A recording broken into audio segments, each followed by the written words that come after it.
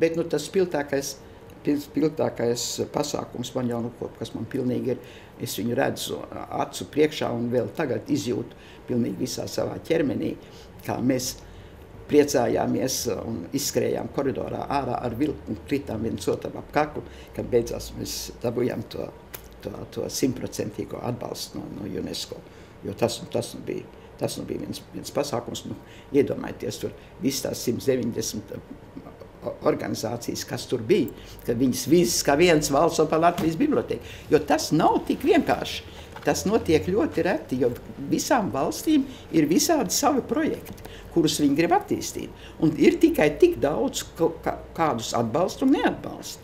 Un tā kā tas nemaz nebija pats par sevi saprotams, ka mēs tiešām varētu dabūt to atbalstu no visām valstīm. Ne? Un pie tā bija strādāts jau milzīgi, un es biju, nezinu, tur 100 delegācijas apstaigājus un runājus un visiem stāstījus un kā. Un lūk, tur atkal viens piemērs no tādas kultūrālas sadarbības, arī Krievijas vēstnieks bija ļoti par mums iestājies, un viņš no savas puses dabūja slāvu balsis, ka viņš ļoti atzina to, ka Latvijai tā Nacionālā biblioteka ir vajadzīga. Un protams, mūsu toreizējais Nacionālās padomes tas priekšnieks bija Sīkstuls, un viņš mācīja arābisku runāt. Un mēs bijām sadalījuši to darbu, ne? Un tad viņš gāja un apstaigāja visus arābiski runājošos. Un tie bija svētā sajūsmā, viens ir latvietis. Viņi taisīs bibliotēku un arābiski runā.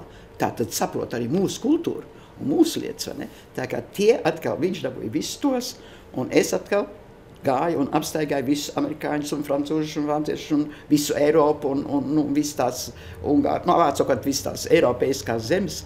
Un man ar visiem iznāca ļoti tāds interesants un patīkams tās sarunas par to bibliotēku un vispār par mūsu zemi.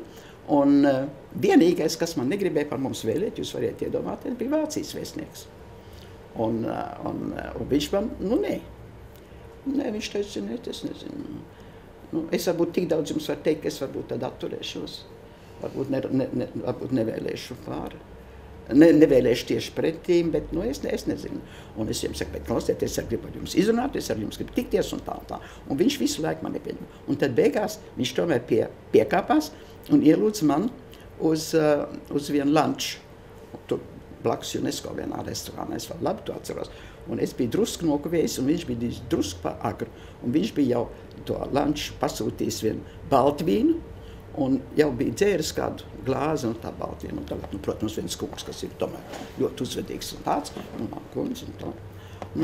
Mēs sākam runāt, un es saku, kā tas var būt? Mums taču ir tik daudz vecvācu un vācu dokumentu, un mums taču ir tā no senceļiem laikiem daudz, kas ir sakrājies, un par jūsu līniju, un tad jūs neatbalstīsiet, ja runāsiet pretīm, ka Latvijā vajadzīga viena Nacionālā bibliotēka.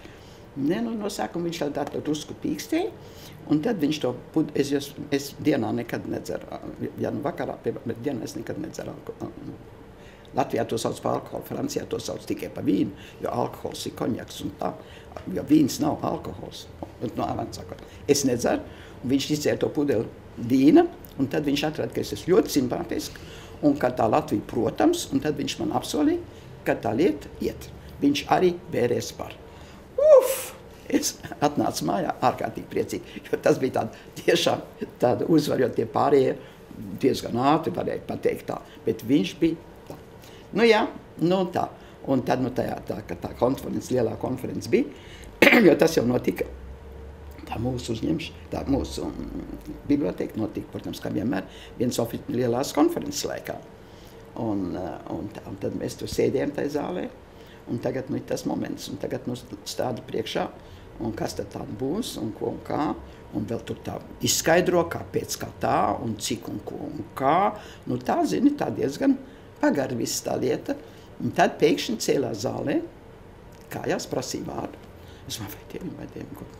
Un tas bija Irānas vēstnieks, viens ļoti fans jauns cilvēks, kas bija kaut kāds Cambridge, jeb Oxfords graduēts, un tāds, un tas piecēlās kājās un lielu runu noturēja, ka Latvijai ir tā viena kultūras zeme un ka viņai ir noteikti vajadzīga tāds pasākums kā Nacionālā bibliotēka.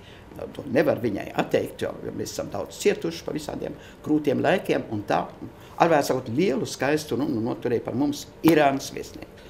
Nu, es viņam gribēju ap kaklu krist pēc tam, bet man teica, ka irāniešiem nedrīkst pat roku dot, ka tā, un tad es gāju vēlāk uz skatuves viņu sveikt, tad viņš man tomēr iedeva roku.